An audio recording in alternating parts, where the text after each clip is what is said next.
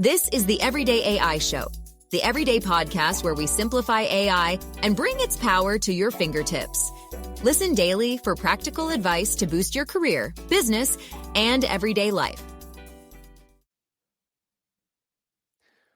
One of the most common things that I think I hear about generative AI in the workplace is everyone saying, all right, but how?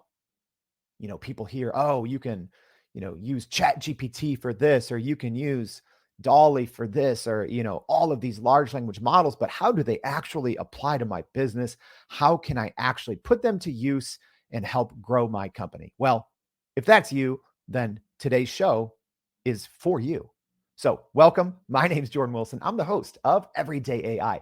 This is your daily live stream, podcast, and free daily newsletter, helping everyday people like me and you make sense of what's going on in the world of AI, and not just make sense of it, but practical steps on how we can actually use it.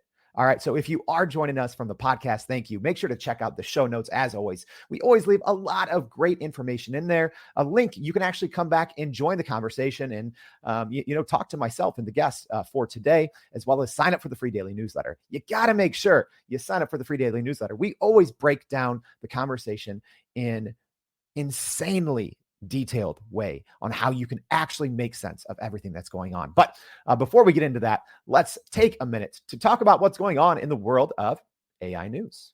All right, let's get to it. So Midjourney's first mobile app is out, kind of. So the popular AI image generator is moving to apps now as well. So Midjourney, I think by far, they are the leader in the AI image generation space, and they built a thriving community on Discord, but now they've expanded their reach with its own mobile app. So in the mobile app, which is called Niji, people are a little confused because it's a normal app that is a little more, it's a normal style inside Midjourney that's normally a little more anime, but you can actually download this app. It's in conjunction with another studio, and you can go into the general standard settings and switch to V5. So a lot of people are confused and they're like, oh, Midjourney has an app. That's amazing. What are these generations that are coming out? So it's in there. You just got to dig in the settings. All right, next piece of news. DeepMind is fighting climate change. So the new report shows that DeepMind, Google's AI arm, is fighting climate change and detailing some specific ways that we really didn't know about before. So really, they're using AI in three major ways: to understand what's happening with climate change, to optimize current systems and infrastructure, and also accelerating breakthrough sciences. But there's obviously challenges with this, including access to data and collaboration with experts. So if you want to know more about that, we're going to have more in the newsletter, as always. Last news story of the day. A new study shows that the world's biggest AI models aren't very transparent. So a study from Stanford's Human-Centered Artificial Intelligence Committee shows that these new AI models, or sorry, not the new AI models, but the AI models that we all use every day, kind of ranked them. And it ranked the 10 most popular AI models based on their transparency. And guess what? All of them received pretty low marks. But kind of the most transparent of the not very transparent large language models included Meta's Llama 2, Bloomsy, and OpenAI's GPT-4. Those were the highest three scoring models, but none of them received particularly high marks. Again, that's not all the AI news. That's just the three that we picked. So every day we have more on those stories and a lot more. So again, make sure you go to youreverydayai.com, sign up for the free daily newsletter to learn more about those. But you probably didn't come here to talk into, about the AI news. Maybe you did, but you probably want to know some real business use cases for AI. So I'm excited to have on our show, and please help me welcome to the stage. We have Isar Meitis, the CEO of Multiplai. Isar, thank you for joining us. Been waiting for this for a while, so I'm excited to be here. Oh, absolutely. Absolutely. Isar, first, maybe tell us just a little bit about, what Multiplai is and what you do. So in my background, I was a tech startup kind of guy. I was a CEO of several different tech startups. Some did better than others. One got to $100 million in size and got sold. Others crashed and burned. So I've seen the good, the bad, and the ugly of running businesses. And in this past year, I've been really obsessed with AI and its impact on business. And really what Multiplai's goal is to educate business people on how to leverage AI in the most impactful way, because it's the most transformative cycle of technology that we've ever seen. And most business people are very far behind where they need to be. And so my goal is to help business people, whether for themselves, for their career, as well as people in leadership, to transform their businesses in order to be more successful with AI. Yeah, and just as a reminder for those joining us live, Cecilia saying thankful, thoughtful Thursday, Jordan and the Everyday AI family. Can't wait for your insights. Yeah, what do you want to know from Isar? So he just told you some of his background.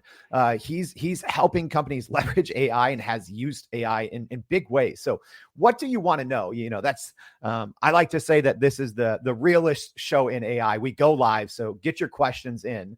So we can pick Isar's brain. But one thing that I want to know, Isar, is it's I kind of started the show with this. Is people I think always hear about all of these new developments and all of these tools, but it's actually, I think, can be a struggle for some companies to actually start using generative AI on a day-to-day basis. How can companies actually do that and get these great tools and techniques, actually in their departments, in their company? How can that happen?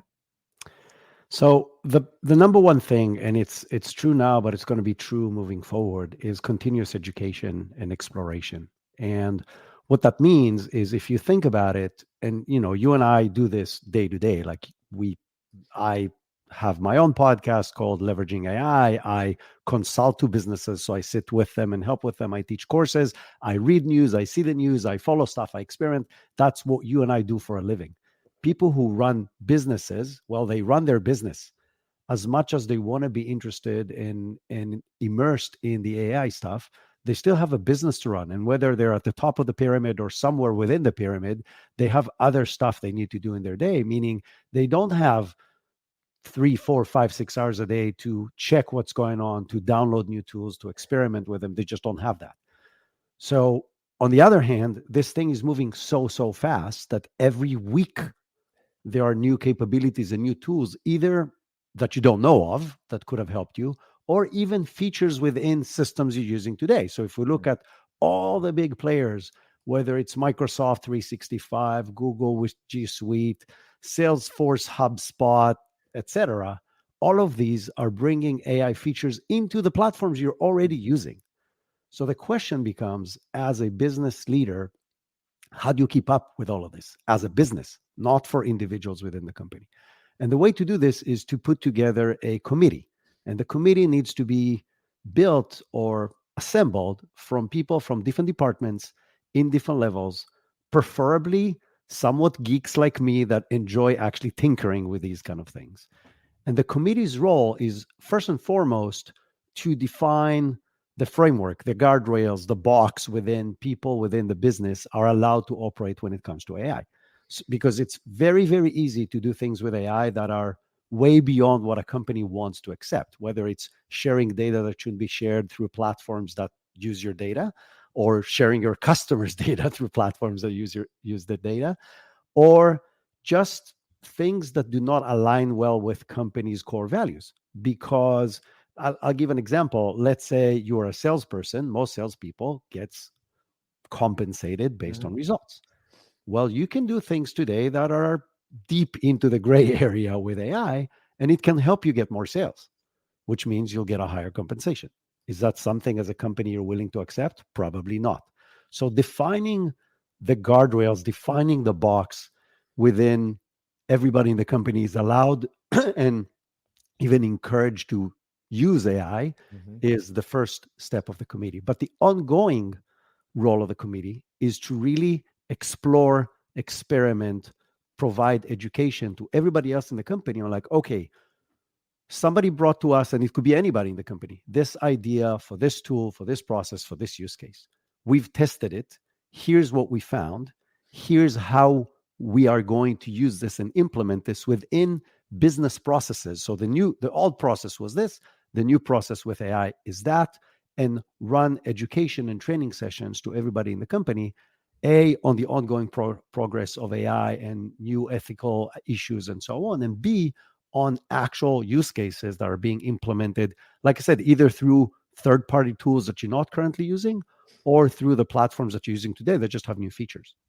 Yeah, Isar, what would you say is maybe one of the main reasons? And even in my personal experience, I've talked to hundreds of professionals who are trying to get AI into their companies, but maybe can't. What would you say are some of the reasons why companies haven't done this so far? Why they haven't created these committees and set up these guardrails and talked about these ethical guidelines? Is it an education piece? Is it a time piece? What would you say is maybe one of the main reasons or the main roadblocks for companies that they haven't been able to do this yet? So I think it's a combination of several different things. The first thing is change. Change is hard. Any change is hard. And the bigger the organization is, the bigger is to drive change. And I've the largest company I worked for was not huge, but it was 10,000 people, 7 billion euros, so a decent sized company.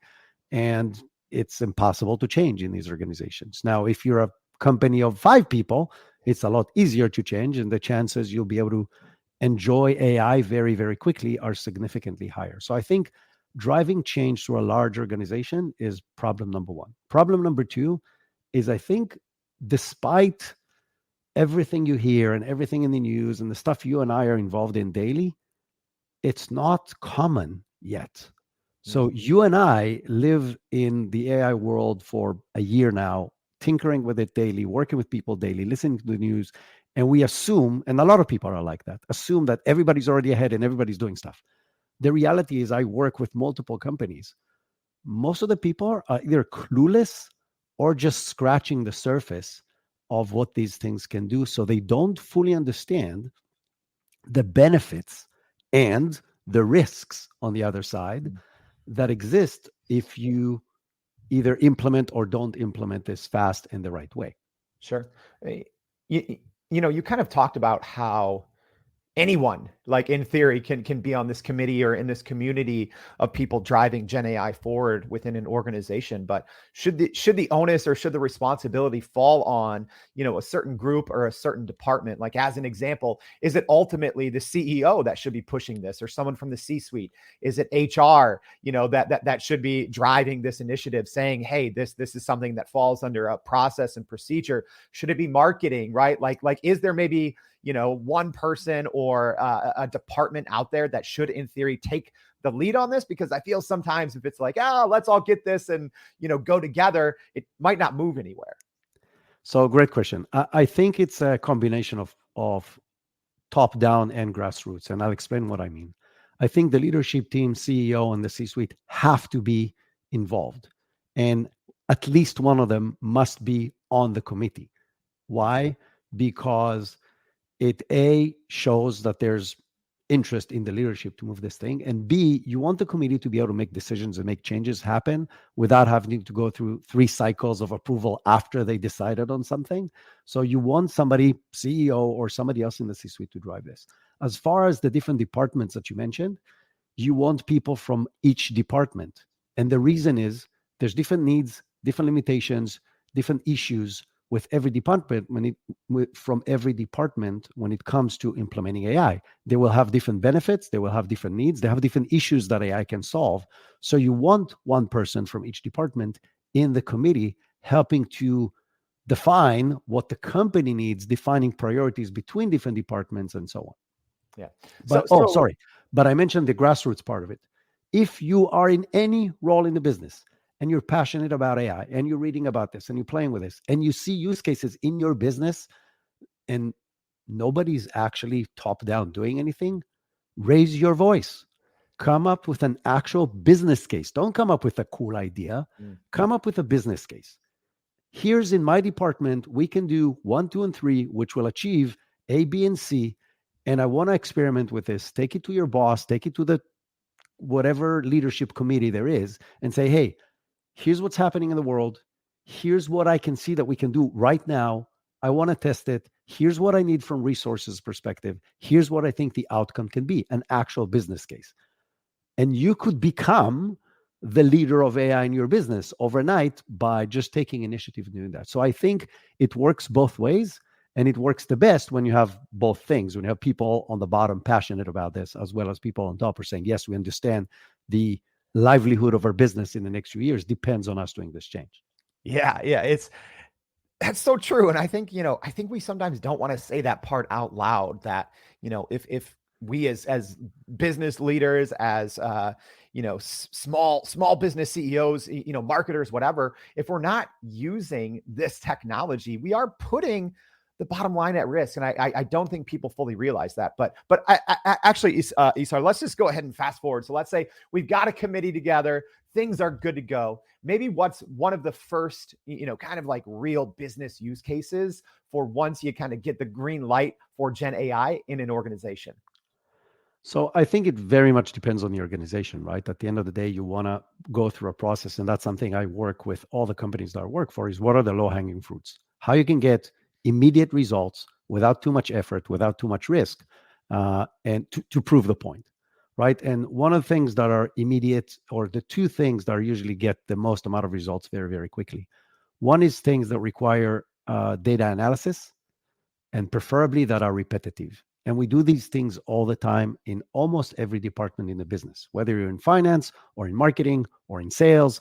So let's take example in these three, right? Or in HR, right? So if you're in finance, well, you look at financial reports and you try to analyze the results. Well, today you can take that data and push it to even a tool in ChatGPT. So don't go to anything fancy.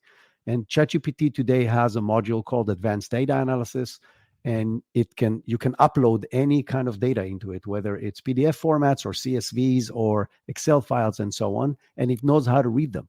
So you can upload 12 trailing months of financial data, and it can give you insights that you yourself cannot find. And it helps you do analysis that normal tools cannot do, because it's just like having a business intelligence team in your back pocket for $20 a month.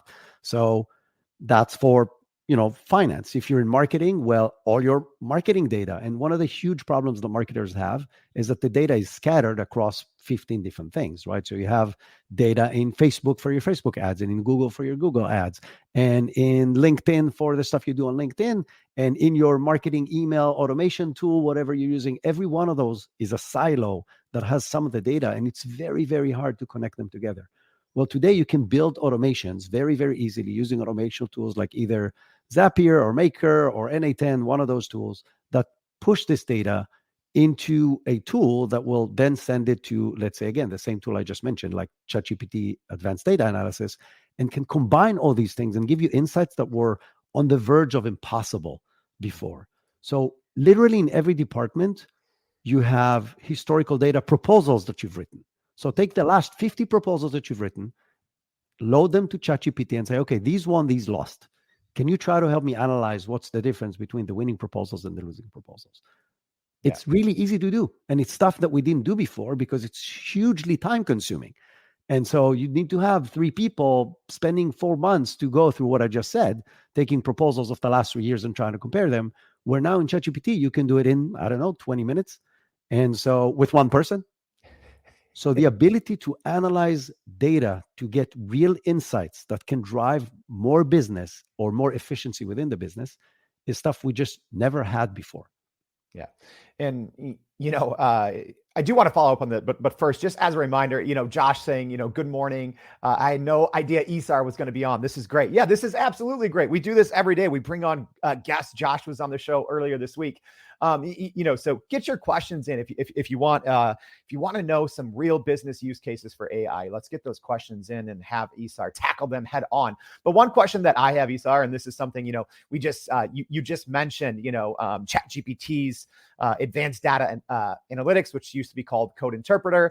They're always changing the name out there, but something I see as a very common misconception with people is they say, oh, well, I can't upload any data inside of this because, it's my company's, financial information. And people sometimes think that, by uploading this, you're essentially publishing it on the internet, which isn't exactly the case. What is your, kind of best practice guidelines for how people can handle their data, especially if they're not, because you have the enterprise versions of these coming out, the ChatGPT Enterprise, the Bing Chat Enterprise. But maybe for those that are just using the standard, commercial $20 a month ChatGPT Plus, what advice or best practice can you give them on data security? Great question. Number one, continuously have somebody review their terms and conditions because they keep on changing it. So whatever I tell you now might not be true tomorrow. So that's number one. Number two, their API. So if you use any of the API tools, presumably, again, assuming you believe them, does not use the data to train anything. It just used to provide responses. Three, specifically advanced data analysis, forgets the data you upload to it at the end of the session. So it's good and bad. It's good because there's no data security issues because it evaporates literally as soon as the session is over. It's bad because if you leave for a meeting that you have and you didn't finish doing what you wanted to finish, you have to start all over again because it forgets the data that you uploaded originally.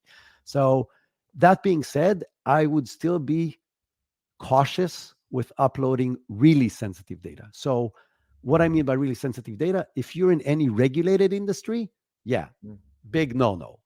For those, I say get a local or a cloud version of an open source model like Llama 2 from Facebook, Meta, and run on that. And then you don't have to worry about is ChatGPT because you're literally hosting it. You know which data is coming in, which data is coming out.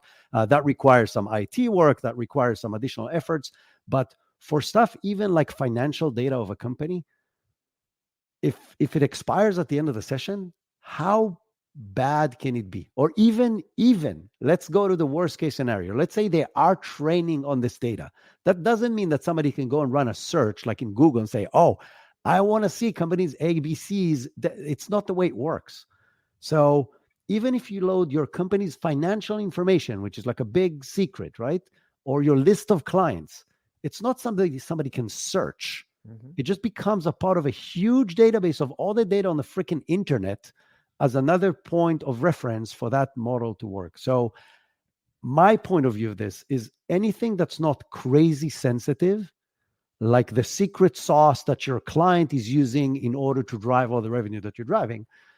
If you're using the API or if you're using uploading files to advanced data analysis, you should be fine, and you're taking a reasonable risk, especially considering the benefits that you're getting on the other end. Oh, absolutely. And, even Kevin, thank you for the comment here. So saying from a data analytics standpoint, I think the most significant holdback has been the fear of publishing private data to OpenAI, hasn't it? Yes. But, kind of like Isar just said, if he uploads,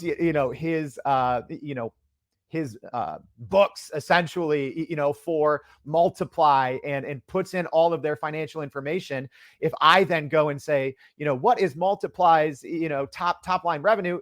That's not how it works, right? Yeah, there is no publishing. It is just to train the models. But yeah, you definitely have to, be smart about what you do upload and not because anything sensitive, confidential, proprietary, probably not the best thing, but that's also why you need to have kind of like what Isar said, a community or a committee to talk about what information should be uploaded to large language models or not. And I think, kind of once you can bring them local, I think that helps as well.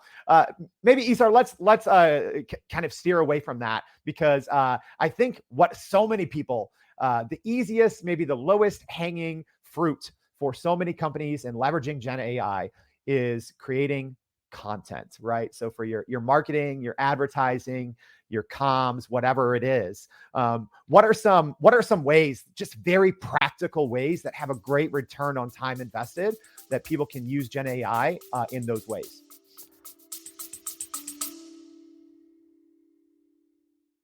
Are you still running in circles trying to figure out how to actually grow your business with AI?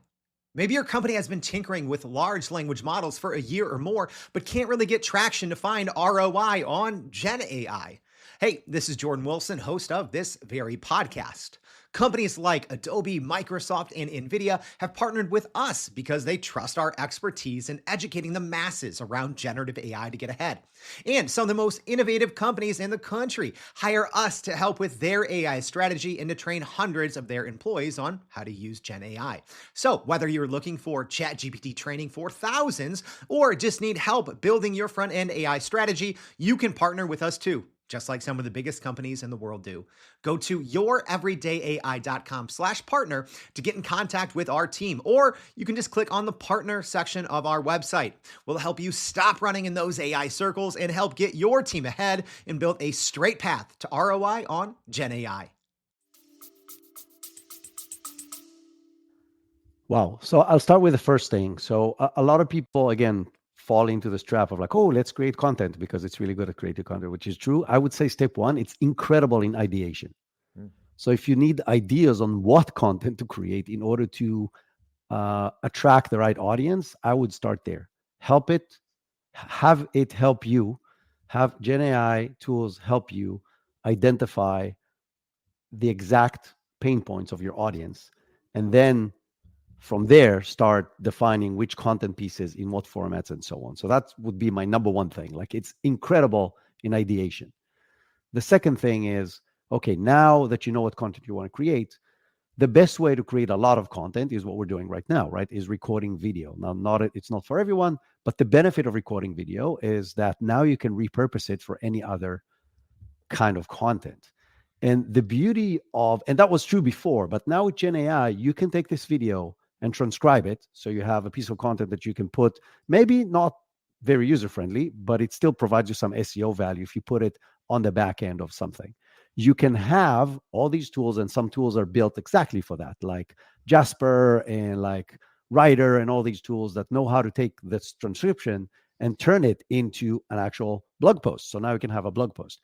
You can take and use ChatGPT. I use ChatGPT and Claude to create the initial draft of my LinkedIn posts for everything that I do. So I take the recording of my podcast and I put it through Claude 2 with pre-existing prompts that I've created, and it gives me ideas down to bullet point level of what I want to publish already in the format. So all I have to go in is go and kind of make it a little more my voice and my own, and I'm ready to publish it. So I can have, from this one podcast that I recorded, 20 pieces of content, investing 10 minutes of my time in some editing of stuff that I don't like. It's insane. It's something we never had before. So this is one example of content repurposing. And think about all the content your business generates on other stuff and how you can repurpose it just using these AI tools, using ChatGPT or Claude, like stuff that is free. You don't have to pay for anything fancy. And even the fancy stuff, it's another $20 a month. It's not a crazy investment. So this is number one, is how can you repurpose content that you're already creating using these AI tools, and I mentioned it in a word, but having your prompt library where it's already working.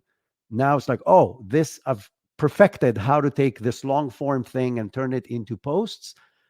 Use it again and again and again. So now, again, you can build automations around this thing because you're using the same prompt every time. So this is one thing, is repurposing. The other thing that I find extremely useful is creating images for everything that I need. So whether it's post on social media, presentation. So I do a lot of speaking, like public speaking on different, either in companies that invite me to speak for the company or on stages in conferences and so on. So I create presentations for those. So you need images. I stopped using the stock photo images stuff. I literally create everything either with ChatGPT and now with DALL-E 3. And I'll say something about DALL-E that, it's brand new, like it came out last week, and it's incredible. I'm absolutely loving it. And the reason I'm absolutely loving it is that it's a chat platform. So if I have to compare Midjourney and DALL-E, Midjourney still gives me better quality images when it comes to photorealistic stuff. Like if I want something to look like an image that I took with my camera, I go to Midjourney.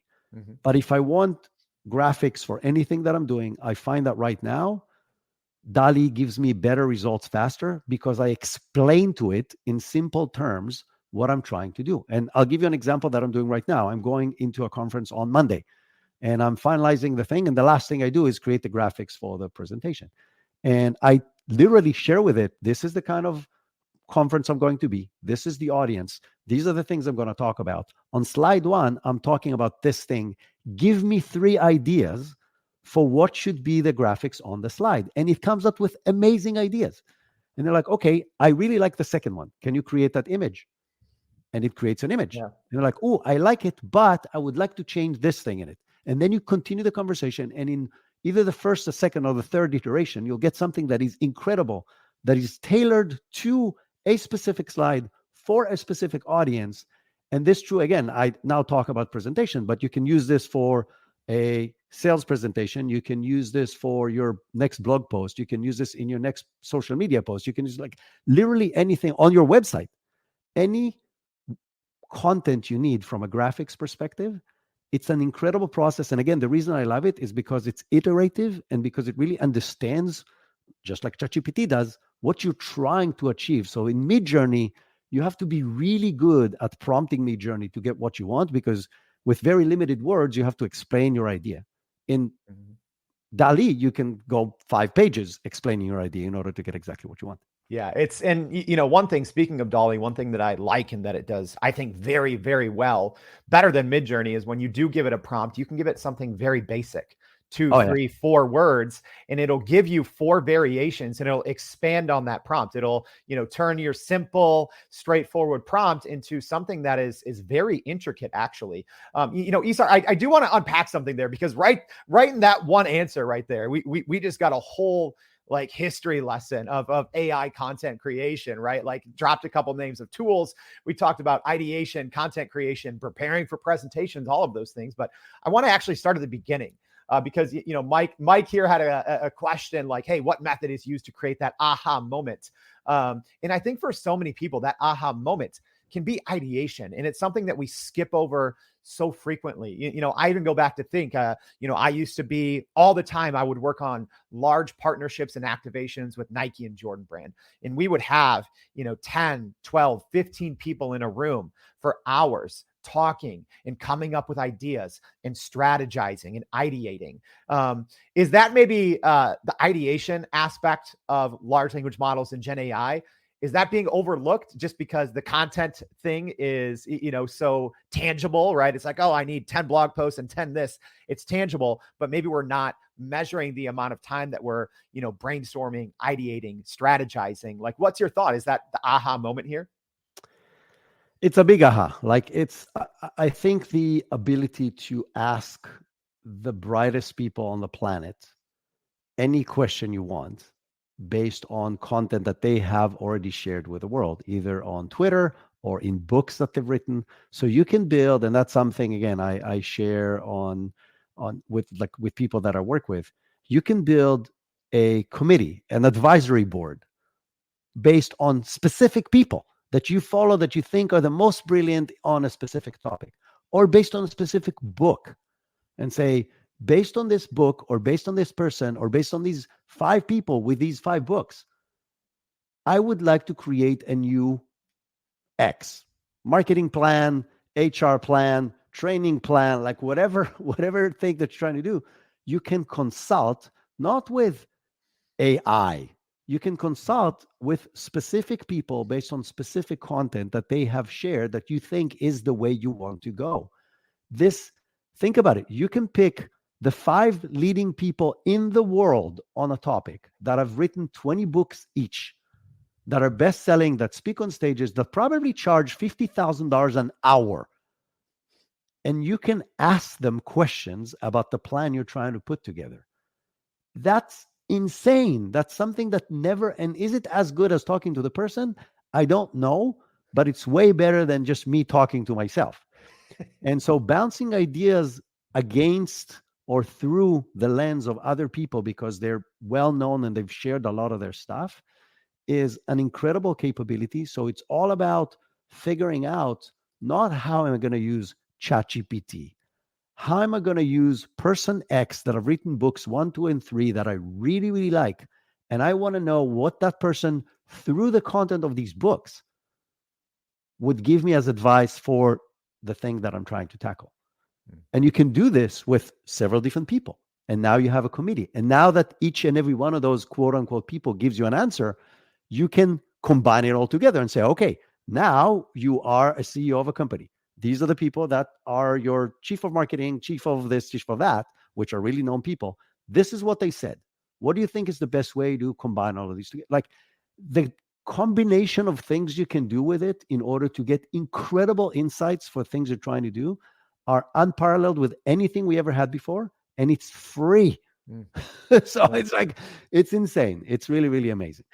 Isar, we've gone over so much. We've gone over, how to actually get Gen AI up and going with a committee or a community in your company. We've talked a little bit on the time savings of data analysis and summarizing. And then we talked about how you can use AI to, ideate and to create content. But maybe if someone is a little more excited than they were before, listening to this show, what is the one step kind of as we wrap? What's that one step that you would recommend people take to actually get that real business use case going for AI in their company?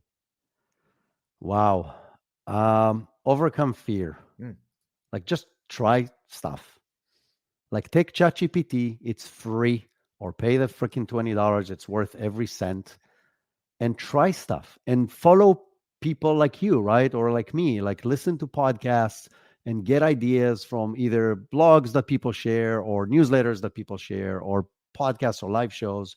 Get ideas and say, oh, this could work for me, and just try stuff out, because people are like, oh, I don't know what's going to happen. Like I'm going to take this data and put it out there. I'm like, what's the worst that can happen? So again, start with data that is not sensitive, that you feel that is like nothing. Even if it goes on the front page of CNN tomorrow, nothing bad will happen. And just try it out and see, because the results that you'll get, if you'll follow a process that somebody has already charted, and again, it's out there, like people like you and me share that stuff. I don't hide anything that I do. I immediately, when I learn something new, I put it out there. And there's thousands of people like you and me. Yeah. And like, oh, this could work for me. Just try it out. That would be my number one tip. I love that. Just try it. So many people on the fence. You get analysis paralysis. You have, 500 prompts saved, 300 new tools. Just take Isar's advice. Go out there and try it. Isar, thank you again so much for sharing your insights. So many good practical steps for people looking to get AI in their business. Thank you for joining the Everyday AI Show. Thank you. This was awesome. I really enjoyed myself. All right. And hey, just as a reminder, there was a lot going on there, like so much good information. If you missed it all, don't worry. We're going to break it all down for you. So go to youreverydayai.com, sign up for that free daily newsletter, and we'll have so much of what Isar was talking about and a lot more. So thank you for joining us, and we hope to see you back for another episode soon. Thanks. And that's a wrap for today's edition of Everyday AI. Thanks for joining us. If you enjoyed this episode, please subscribe and leave us a rating. It helps keep us going. For a little more AI magic, visit youreverydayai.com and sign up to our daily newsletter so you don't get left behind. Go break some barriers, and we'll see you next time.